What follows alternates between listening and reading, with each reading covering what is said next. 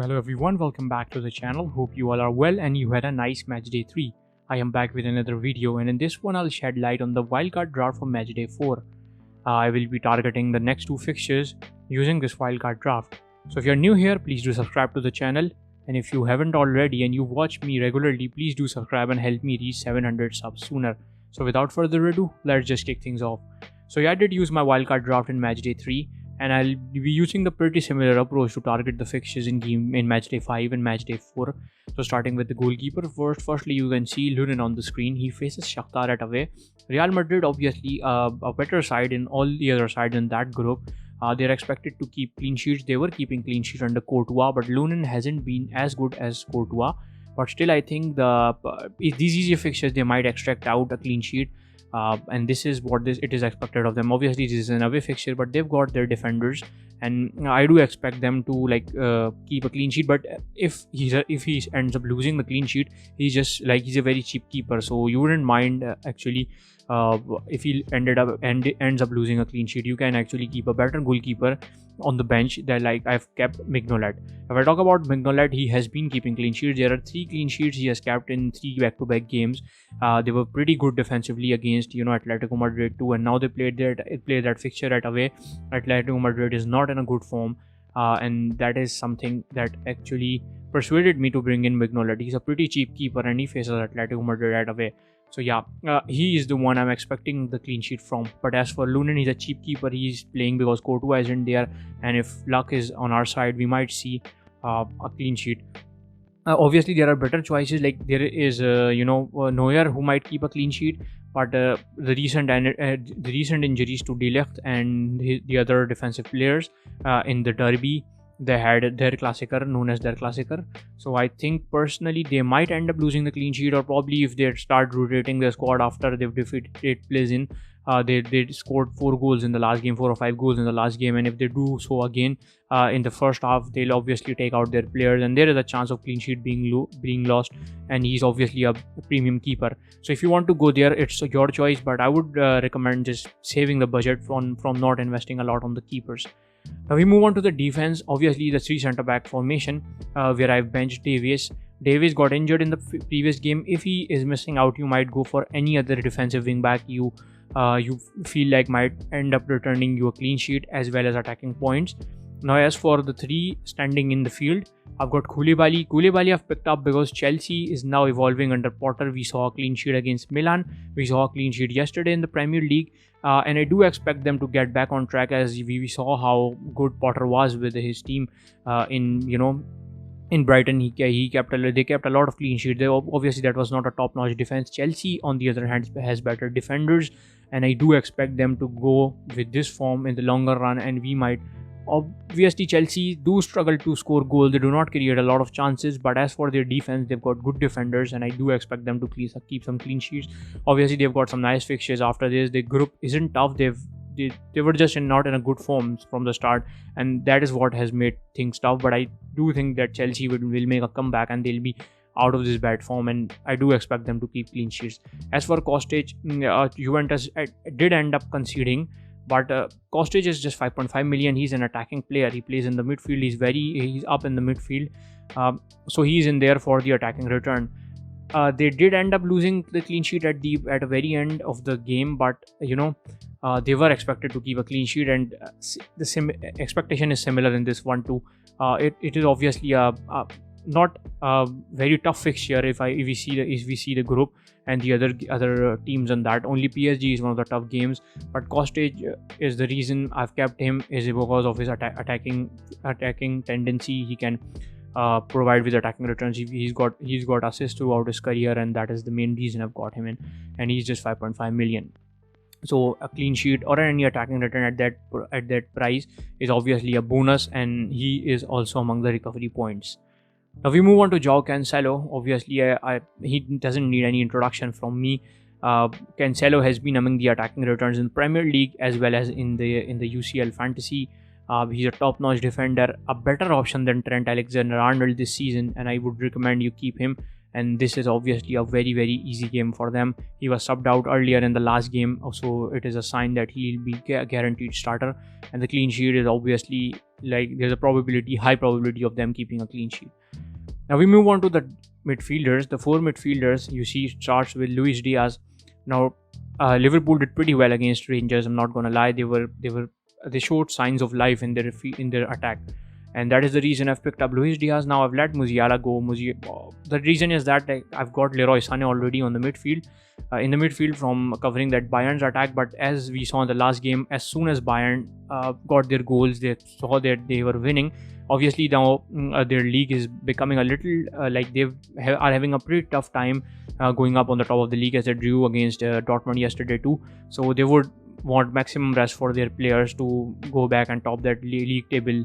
Obviously Bundesliga is their first choice, and their priority since years and years, because they have been league leaders almost for like 5 to 6 years, or probably 10 years. I don't exactly remember, but they've been like the best side there. So yeah, this is what they are prioritizing. So as soon as they score, this is an easy fixture. As soon as they score 3 or 4 goals, they might just take out their players for the rest. So similar, that is why I've not gone up with Musiala. They've got a lot of attacking options. Like you can see, there's Mane, there's Sané, Gnabry, Musiala. So the main point to bring in Diaz in this fixture is that Liverpool was pretty alright versus Ajax. They showed signs of life. They were doing a pretty nice attack. So I wouldn't want losing out on those points. Salah is obviously a premium option, and this is a wild card, not a limitless draft. So we have budget restrictions. That is why I've picked up Diaz.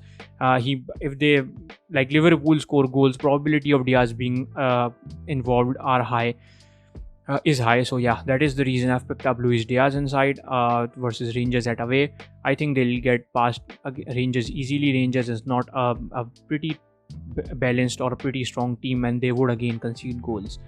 Now moving on to Jude Bellingham from Sevilla. Sevilla obviously has now appointed Sampoli. They did do their last game versus Athletic Club yesterday. 1-1 was the final score, but they did end up conceding, as they were winning 1-0, but then ended up conceding anyway.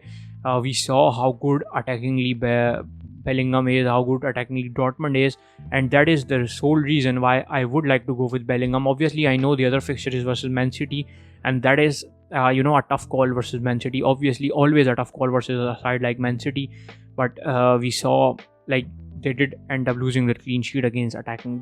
They have been losing their clean sheets against attacking sides, and Bellingham was involved in a goal or two the last time they met. So that is the reason I've gone with Bellingham. I personally think there are points expected of him. You might get returns from him in the next 3 fixtures, and that is why I've picked up Bellingham. Now we move on to Federico Valverde. Now Valverde is not one of those consistent options. Obviously if you find any other options, better options, you've got budget, you go for him. I've got 0.1 million left only in this one. So Federico Valverde, the sole reason to pick Valverde is that he has been involved in goals for them. I did talk about in my wildcard draft in the live stream I did earlier in the previous match day. So the reason is that he has been involved in the attacking returns. He did blank in the last game, but with Valverde, he's a guaranteed starter, and I personally think that the next 3 fixtures we might expect some returns from him as he plays up ahead. He's got those recovery points, so yeah, he isn't a bad option. But if you've got in some consistent options in mind, that is obviously a better idea to go for them. But right now I've picked up Valverde in the midfield.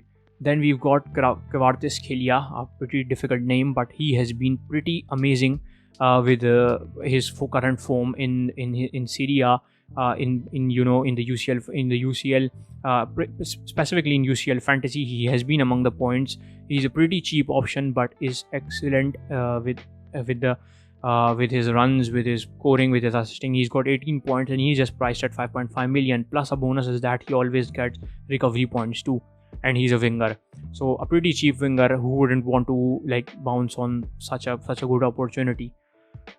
Now we move on to the 3 forwards. As you can see, I've got Mbappe, Haaland, and Jutla up front. Kylian Mbappe, he's currently the top scorer. He's got the most points in the premium forwards. Obviously Kylian Mbappe faces Benfica, a better side than the other teams in that group, but still they might end up conceding. Mbappe wasn't in his top-notch form in the previous fixture, but I still think that he's one of the best options in that PSG attack. Obviously, there is Messi. If you fancy him, you go for him. There's Neymar. If you fancy him, you go for him. But I personally think Mbappe is a better option with his, like, we've seen how good his running is. He's a good finisher. Obviously, in his current form, he's lacking a little bit finishing. He's not in his, like, he's in his usual form, like he always is. Neymar and Messi are linking up well, but if you fancy them, you might go for them. But I would prefer Mbappe because of his pace ability, because of his finishing, his forward runs. They are all amazing, and obviously he's got the most points in the forwards, and that is the sole reason I've picked up Mbappe.